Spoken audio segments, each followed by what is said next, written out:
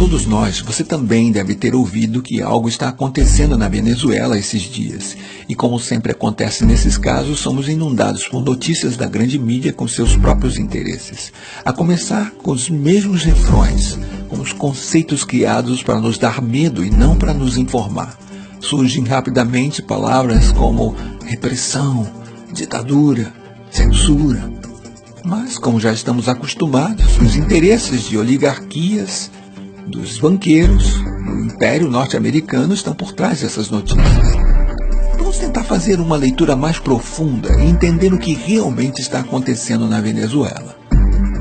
É muito importante dar uma olhada na geopolítica. A primeira coisa que temos para saber é que a Venezuela tem as maiores reservas de petróleo conhecidas no mundo. Mas vamos entender melhor o que está acontecendo na Venezuela se dermos uma olhada para o seu vizinho do norte, para os Estados Unidos.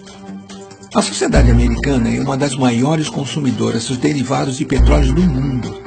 Primeiramente, no que diz respeito à gasolina, eles têm a mais alta taxa de carros por habitante do planeta. E obviamente existem outros derivados, como plástico, roupas, cosméticos. Para sustentar essa sociedade dependente de petróleo, os Estados Unidos têm que importar 60 dos 100 barris que consomem. Vamos tentar dar uma olhada um pouco mais ampliada de onde vem o petróleo que é consumido nos Estados Unidos. Nesse sentido, o Oriente Médio é uma área-chave.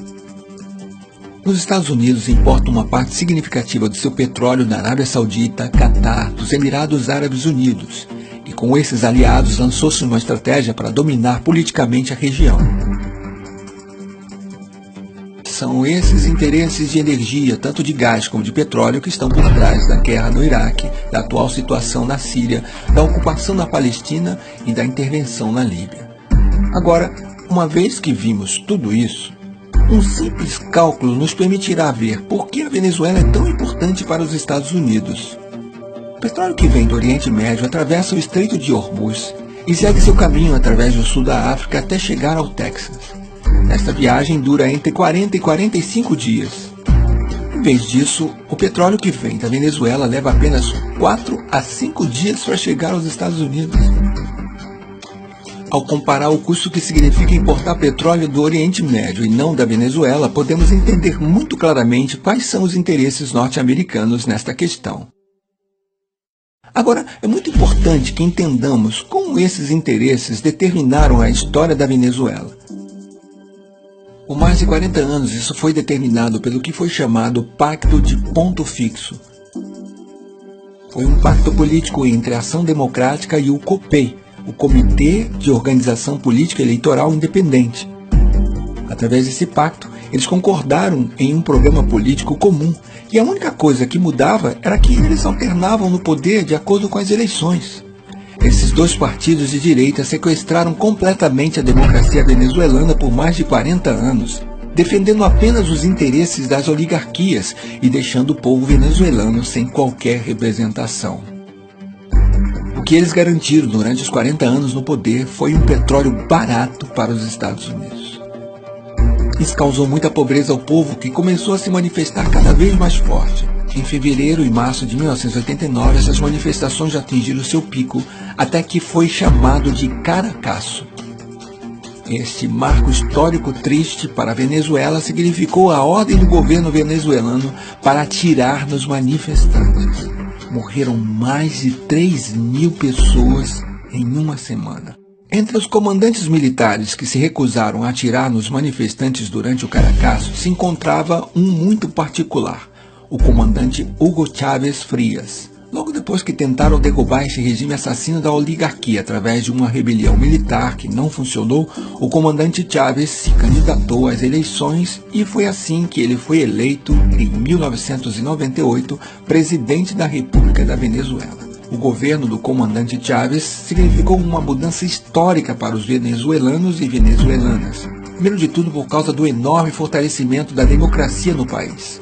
Começou reformulando de forma democrática todas as instituições do Estado através de uma Assembleia Constituinte. Nos 15 anos que levaram a Revolução Bolivariana, foi dada a cifra incrível de 19 eleições, das quais 18 foram vencidas pelo processo revolucionário. Esse processo de democracia representativa permanente também foi completado por um fortalecimento da democracia participativa na Venezuela. Os avanços resultantes das políticas sociais também têm sido muito importantes. A pobreza passou de 54,2% em 95 para 23,9% em 2012. A mortalidade infantil diminuiu em 50%. A saúde e a seguridade social somam atualmente 21% do orçamento do Estado venezuelano. As matrículas universitárias foi de 800 mil para 2.600.000 atualmente. E a Venezuela conta com 75 universidades públicas. Já foi erradicado o analfabetismo em todo o país. Obviamente, o Império Americano, vendo que pela primeira vez na história um governo venezuelano se ocupava muito mais com seu povo do que com os interesses norte-americanos e que o novo processo de união soberana e emancipadora da América Latina ameaçava sua hegemonia política, não ficou com os braços cruzados. Em 2002, apoiou claramente um golpe de Estado contra o governo democraticamente eleito de Hugo Chávez. Tendo falhado graças à mobilização popular, fomentou uma sabotagem econômica através de uma greve de petróleo com o apoio da oligarquia. No entanto, essa nova tentativa de desestabilização também falhou. A única coisa que mudou é que desta vez é uma nova estratégia, o que chamamos de golpe suave. O primeiro passo é a guerra econômica. Por mais que se tenha feito muitas mudanças na economia venezuelana, o país ainda depende muito das importações para satisfazer as suas necessidades básicas. E a mesma oligarquia que historicamente criou essa situação está tentando se aproveitar agora dela. Por um lado, alguns industriais ligados à oligarquia, que quer acabar com o processo bolivariano, está tentando criar escassez de produtos básicos para criar descontentamento na população. E do outro lado, alguns setores importadores que também querem acabar com esse processo estão especulando com dólares em vez de usá-los para importar produtos de necessidades básicas para o país. Isso demonstra mais uma vez o cinismo da oligarquia venezuelana disposta a tudo para voltar ao poder.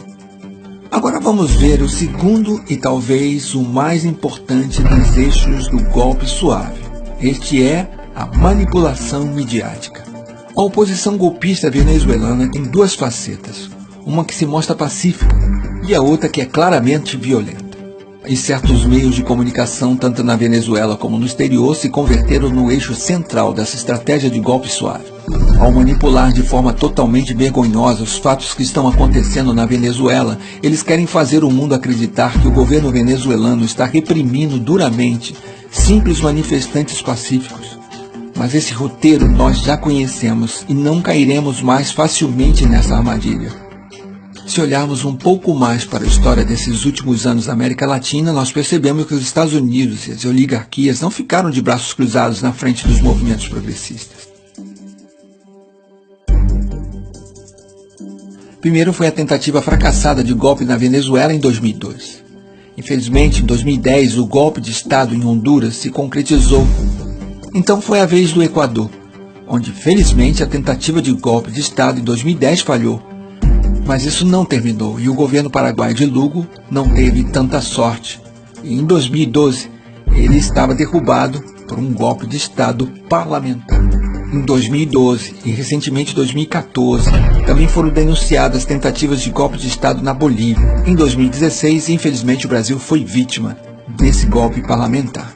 Desta vez, na Venezuela, a história está tentando se repetir, mas o povo de lá não vai permitir. O povo latino-americano tem aprendido muito com o passado, por isso não vai mais deixar o Império Norte-Americano e as oligarquias locais conseguirem tirar o processo de mudança em que se encontram.